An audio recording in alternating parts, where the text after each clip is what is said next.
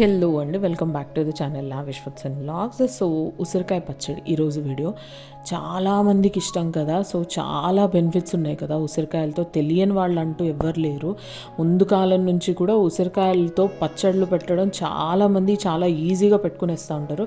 But నేను first time అనమాట ఉసిరికాయ పచ్చడి పెట్టడం. మా చెట్లలో నుంచి కోసుకుని వచ్చి, సో ఇట్లా చెట్లలో నుంచి ఉసిరికాయలు కోసుకుని వచ్చి మంచిగా క్లీన్ చేసి ఒకే సైజువి ఏమాత్రం దెబ్బలు లేకుండా చూసి పక్కకు పెట్టుకున్న తర్వాత వాటిని మంచిగా వాష్ చేసేసుకుని ఫ్యాన్ కింద ఆరబెట్టేసుకోండి. ఈలోపు ఒక ప్యాన్ తీసేసుకుని అందులోకి ఒక 50 గ్రామ్స్ దాకా ఆవాలు, ఒక 50 గ్రామ్స్ దాకా మెంతులు తీసేసుకుని వాటిని మంచిగా ఫ్రై చేసేసుకుని డ్రై రోస్ట్ చేసుకుని పక్కకు పెట్టుకోండి. అదే ప్యాన్లోకి ఆయిల్ యాడ్ చేసేసి, నేను ఇక్కడ వాడుతా ఉండేది వచ్చేసి వేరుశనగ నూనె.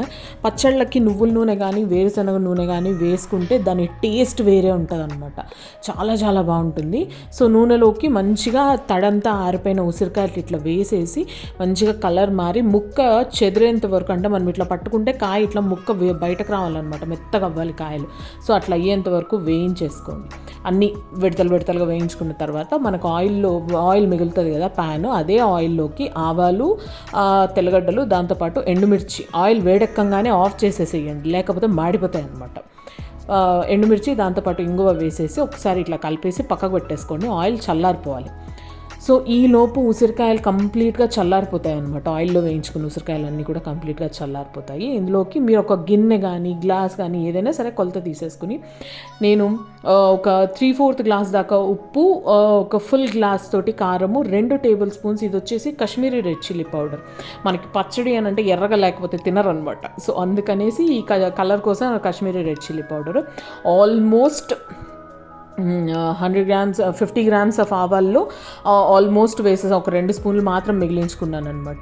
మెంతి పిండి మాత్రం ఒక 2 స్పూన్లు, అలాగే పచ్చిగా దంచి పెట్టుకున్న తెల్లగడ్డలు వేసేసి, నేను ఇక్కడ ఒక 2 కిలోల కాయలకి 12 నిమ్మకాయలు అనమాట పులుసు తీసేసి పులుసు అంతా పోసేసి ఇవంతా ఒకసారి మిక్స్ చేసుకున్న తర్వాత ఆయిల్ చల్లారిపోయి ఉంటుంది కదా, ఆయిల్ ఇందులోకి వేసేసి మంచిగా కలపండి, ఓపికగా చేసుకోవాలన్నమాట.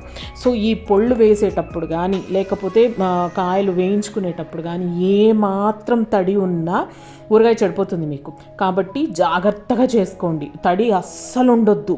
దేనికి కానీ, గిన్నెకి కానీ, కాయలకు కానీ, పొళ్ళు వేసుకునేటప్పుడు మిక్సీ జార్కి కానీ దేనికి కానీ తడి లేకుండా చూసుకుని అన్నీ వేసుకుని మంచిగా కలుపుకొని ఒక 2 రోజులు ఊరబెట్టుకున్నారంటే కనుక సూపర్ టేస్టీగా ఉండే ఉసిరికాయ పచ్చడి రెడీ.